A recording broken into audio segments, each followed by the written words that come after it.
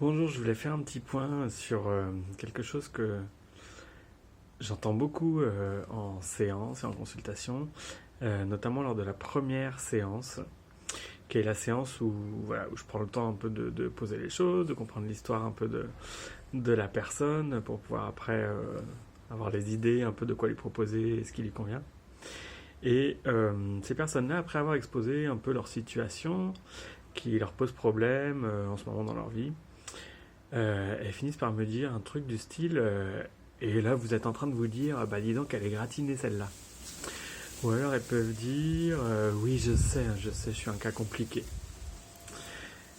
Euh, ou alors il y a un peu la version qui, qui diffère, qui est quelque chose du style elles expliquent un peu tout ce qui va pas et puis elles disent bon bah à part ça ça va donc je vois pas pourquoi je vais pas bien, je devrais quand même réussir à surmonter ça quoi. Mm. Et le message que je voudrais passer, vraiment, c'est autorisez-vous à vivre des épisodes compliqués dans vos vies. Voilà, vous avez le droit que ce soit pas toujours tout simple et tout beau, donc vous avez le droit de vivre des épisodes compliqués. Et autorisez-vous aussi à vivre les états émotionnels qui vont avec ces épisodes-là, ou même des états émotionnels compliqués pour lesquels vous ne voyez pas forcément des, des, des raisons dans votre situation. Quoi.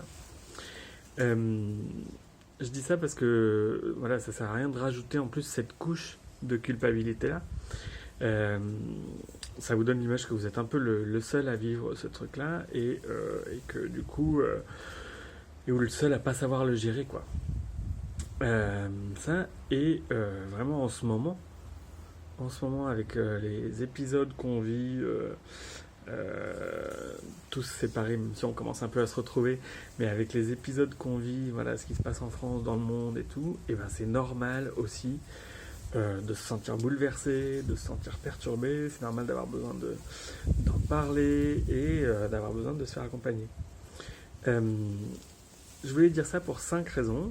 La première, c'est que le praticien que vous allez voir, il est en mesure d'accueillir ça.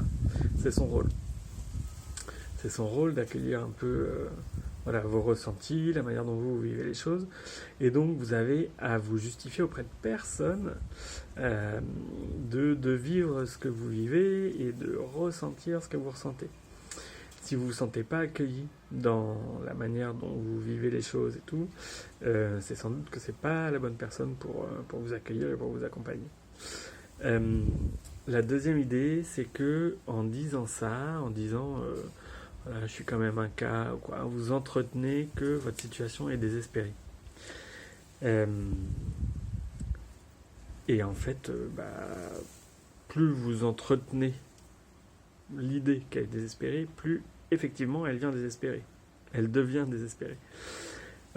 Et donc, en fait, votre situation, elle n'est pas désespérée, puisque c'est normal de vivre par ça. Vous n'êtes pas le premier à passer par des épisodes comme ça, et il y a des possibilités, il y a des outils.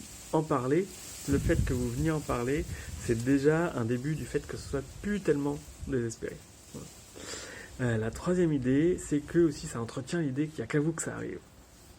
Il n'y a qu'à vous que ça arrive de vivre des trucs pareils, il n'y a qu'à vous que ça arrive d'être aussi sensible et de ressentir aussi fortement des émotions pour des situations qui peuvent peut-être vous paraître anodines. Et ça, moi qu'accompagne des gens, je peux vous dire que c'est faux, simplement, c'est juste complètement faux. En fait, voilà, on est tous dans nos vies confrontés à certaines situations qui peuvent être compliquées.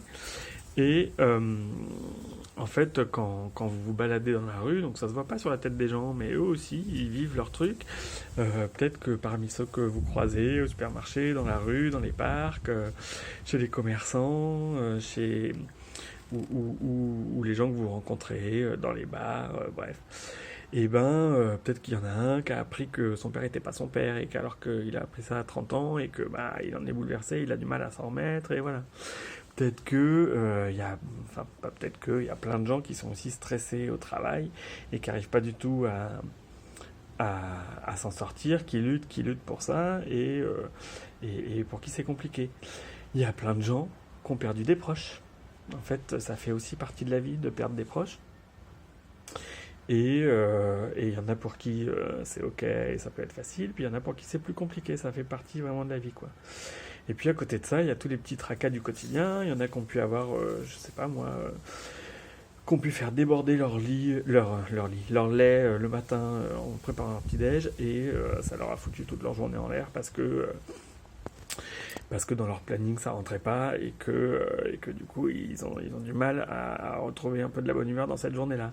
Ou il y en a qui se sont fait fracturer leur vitre de voiture en arrivant et puis ça leur a foutu aussi leur journée en l'air et ils sont énervés et alors qu'ils considèrent que c'est quand même un truc pas si grave que ça, bah ils ont du mal à s'en remettre aussi et ils ont du mal à arrêter de ruminer là-dessus. Je sais pas, je peux prendre plein d'exemples comme ça en fait. Voilà, peut-être que la fille qui est devant vous à la caisse du supermarché, elle a une mycose vaginale et que ça lui pourrit sa vie sentimentale et sexuelle depuis longtemps et que ben voilà, c'est quelque chose qui se voit pas. Mais en fait, tous les gens que vous croisez, voilà, ils vivent leur truc et chacun avance comme ça dans la vie.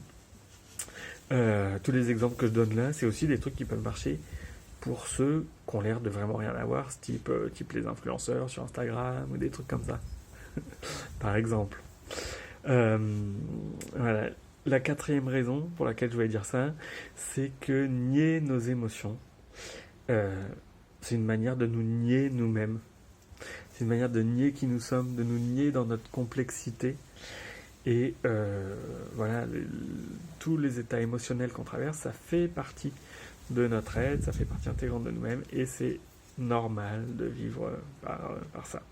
Et les nier, c'est nier nos émotions, c'est aussi une manière de nier nos émotions agréables. C'est aussi une manière de se mettre une carapace qui nous empêche aussi de vivre les choses agréables, les choses chouettes de la vie.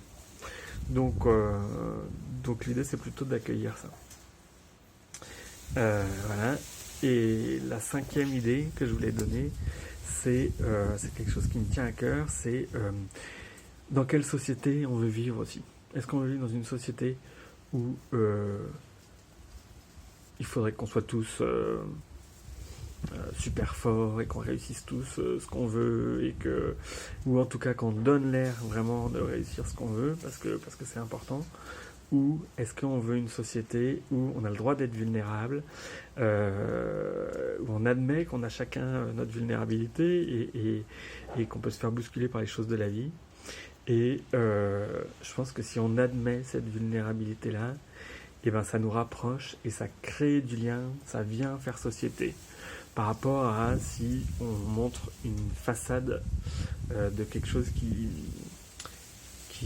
est fake en fait. Donc assumez votre vulnérabilité. Voilà, je sais très bien qu'en disant ça, ça peut bousculer, c'est pas forcément facile pour les uns les autres. Mais en tout cas, voilà, vous n'êtes pas tout seul. Et le conseil, c'est vraiment accueillir ça. Et en tout cas, quand vous en parlez à un professionnel, et ben, vous vous sentez pas du tout dans l'obligation de justifier ou de lui rendre des comptes que vous devriez pas être comme ça ou quoi. Voilà, c'était le message que je voulais passer. Je vous souhaite une très bonne après-midi ensoleillé, un très bon week-end, un très bon grand week-end qui s'annonce ensoleillé aussi. Et je vous dis à bientôt. Salut, salut.